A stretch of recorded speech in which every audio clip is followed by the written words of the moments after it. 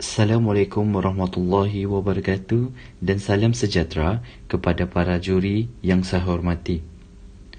Baiklah, saya Syazwan bin Sulaiman, wakil daripada grup saya untuk membentangkan projek yang kami telah laksanakan yang diberi nama iaitu Transfer Aid Device. Sebelum itu, izinkan saya untuk memperkenalkan terlebih dahulu penyelia dan juga ahli kumpulan saya terlebih dahulu. Penyelia bagi projek ini adalah Puan Nur Shanis binti Abdul Karim alias Sasim. Ahli kumpulan terdiri daripada diri saya sendiri iaitu Syazwan bin Sulaiman, Ji Arlina Jamik dan Siti Nur Aliza binti Haji. Baiklah, saya akan membentangkan 7 faktor yang berkenaan dengan Transfer Aid Device. Yang pertama adalah tajuk, di mana projek ini telah diberi nama Transfer Aid Device, alat bantuan bagi pesakit, di mana TDA untuk pesakit dan memberikan cara yang lebih selamat untuk memindahkan pesakit dari satu tempat ke satu tempat yang lain. Kita masuk kepada faktor yang kedua iaitu penyataan masalah. Projek ini dihasilkan oleh beberapa aspek permasalahan yang timbul. Yang pertama, kesulitan penjaga yang berada di hospital. Yang kedua, kesulitan bagi rumah orang tua. Yang ketiga adalah kesulitan rumah persendirian. Selain daripada itu, projek ini dihasilkan kerana beban yang dihadapi oleh penjaga ataupun pengasuh yang melebihi kemampuan diri. Projek ini juga dapat membantu pesakit dan juga dapat membantu mengurangkan risiko jatuh bagi aspek keselamatan pesakit. Baiklah, seterusnya kita maksud kepada faktor yang ketiga iaitu penyelidikan, di mana kami telah membuat penyelidikan di tempat-tempat yang berkaitan seperti hospital, pusat persio dan juga rumah orang tua. Selain daripada itu juga, kami telah bekerjasama dengan pihak Malaysia Timber Industri, MTIB, Wisdek dan juga kilang-kilang yang terdapat di negeri Sabah. Selain itu juga, kami telah bertemu bual kepada pihak yang tertentu dan juga berbincang berkenaan projek ini kepada pihak-pihak yang lebih berpengetahuan.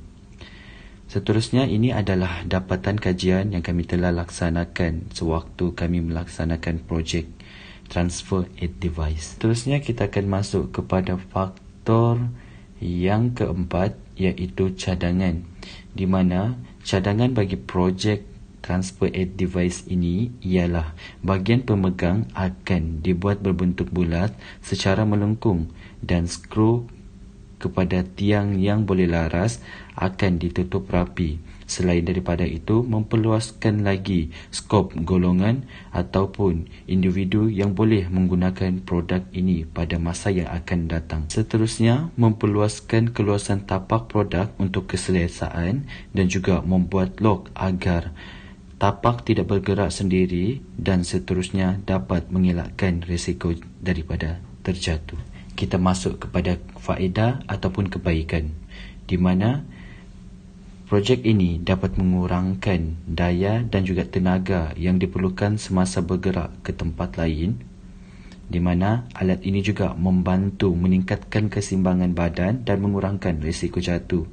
Seterusnya, mengurangkan beban ke atas kaki yang lemah atau tercedera dan juga mengurangkan kesakitan bagi kebaikan si pesakit. Faktor yang keenam iaitu cara ataupun kaedah penggunaan Transfer Aid Device, di mana Transfer Aid Device ini kami juga menerapkan revolusi 4.0 iaitu sebuah alat remote TDA, di mana remote ini berfungsi secara 3 dalam 1, iaitu yang pertama adalah CCTV untuk memantau keadaan si pesakit dan sekelilingnya, dan juga mudah untuk kita mengetahui keadaan remote ini sekiranya tercicir. Yang kedua adalah sensor, di mana sensor ini berfungsi sebagai memudahkan si penjaga mengetahui sekiranya ada yang lalu ataupun CCTV kameranya ditutup.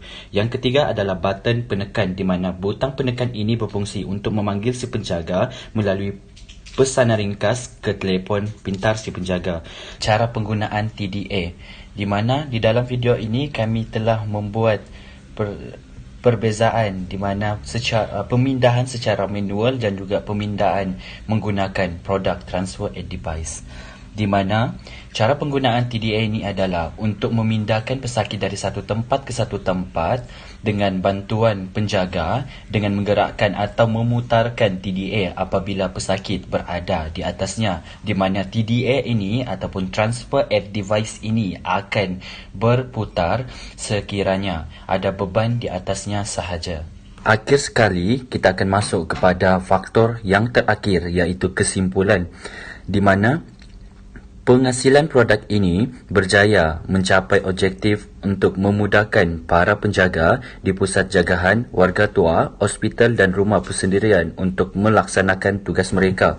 Alat bantuan yang berkonsepkan kesihatan ini berjaya menghasilkan produk yang dinamakan sebagai transfer aid device.